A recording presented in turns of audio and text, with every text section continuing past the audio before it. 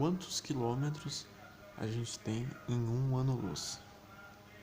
Bom, se você for pensar no nome, a gente já percebe que ano-luz é uma unidade de distância, né?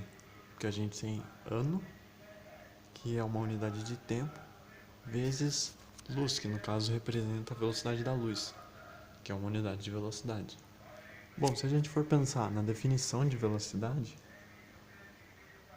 velocidade vai ser igual a variação do espaço dividido pela variação do tempo. Algumas pessoas preferem escrever assim: distância dividido por tempo. E daqui a gente tira que distância é igual a velocidade vezes o tempo. Bom, daí pensando no próprio nome, a gente percebe que a velocidade é a velocidade da luz, que é conhecida, e é aproximadamente 3 vezes 10 a quinta quilômetros por segundo. Eu já coloquei aqui em quilômetros porque a gente vai querer a distância em quilômetros, né? E o tempo, a gente sabe que é um ano, né? Porque a gente está pensando na distância que a luz percorre em um ano. Bom, a gente tem duas formas de descobrir a distância agora em quilômetros. Primeiro, ou a gente transforma o tempo em segundos, ou seja, transforma o tempo em segundos, né? E daí a gente multiplica, e daí vai ficar quilômetro por segundo vezes segundo, que vai ficar só quilômetro, que é o que a gente quer. Ou a gente transforma a velocidade da luz em quilômetro por ano, né? Que daí a gente cancela, né? Vai ficar quilômetro, ano dividido por ano. Daí vai ficar só a distância em quilômetros. Eu vou fazer da forma transformando ano em segundos para cancelar com esse segundo aqui, mas é basicamente a mesma coisa se você fosse fazer quilômetro por ano, né? E inclusive você pode tentar fazer aí depois do vídeo. Bom, para a gente transformar, vamos começar aqui a pensar um ano, como é que a gente pode transformar em segundos? Bom, primeiro vamos decompor um ano em outras medidas menores, por exemplo. Um ano tem 365 dias, né? Vamos chamar de D.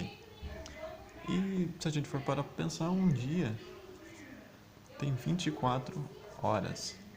Se a gente for pensar agora, na mesma linha de raciocínio, uma hora tem 60 minutos. Bom, em um minuto a gente vai ter 60 segundos, né, obviamente. Tá, beleza.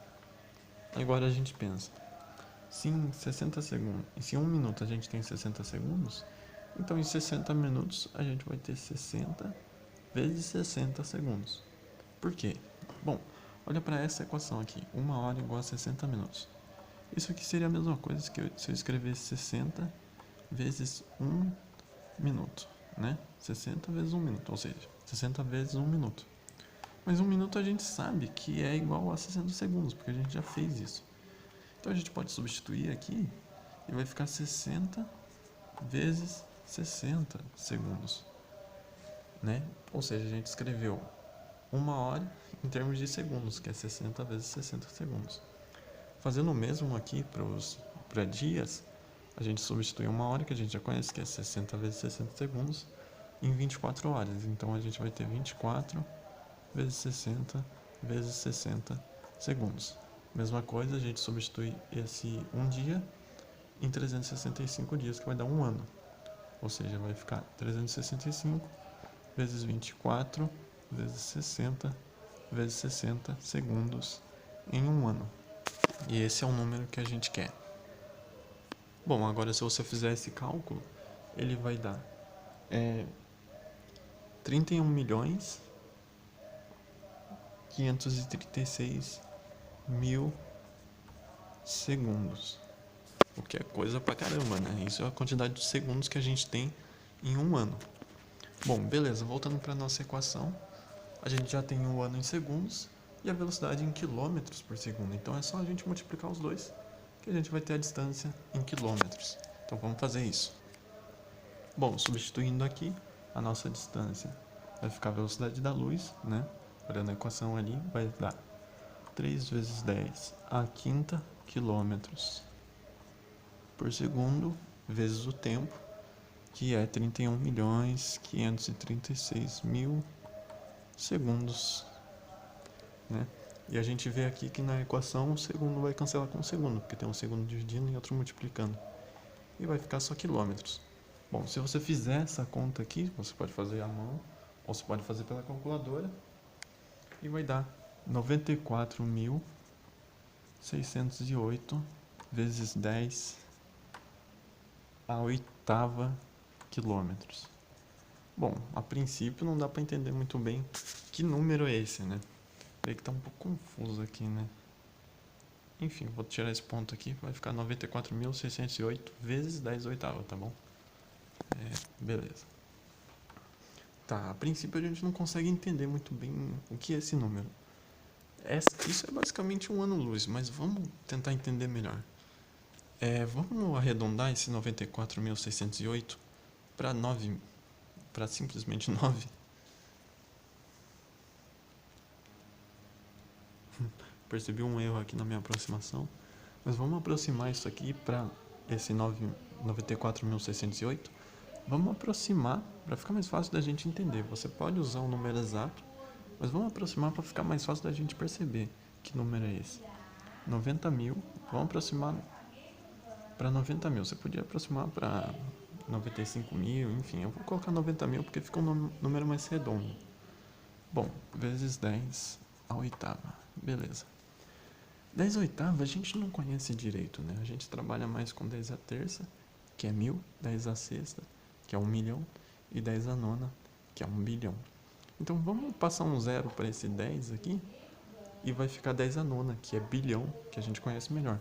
Então isso aqui vai ficar 9 menos um zero, aqui a gente tinha 4 zeros, agora a gente vai ter 3, então vai ser 9.000 vezes 10 a nona quilômetros. Inclusive eu esqueci o quilômetros aqui. Beleza, então o que a gente tem aqui? A gente tem 9 bilhões de quilômetros. 9 bilhões de quilômetros. Não, 9.000 bilhões de quilômetros aproximadamente. Então é muita coisa. Bom, para a gente ter uma comparação aqui, eu vou usar o raio da Terra.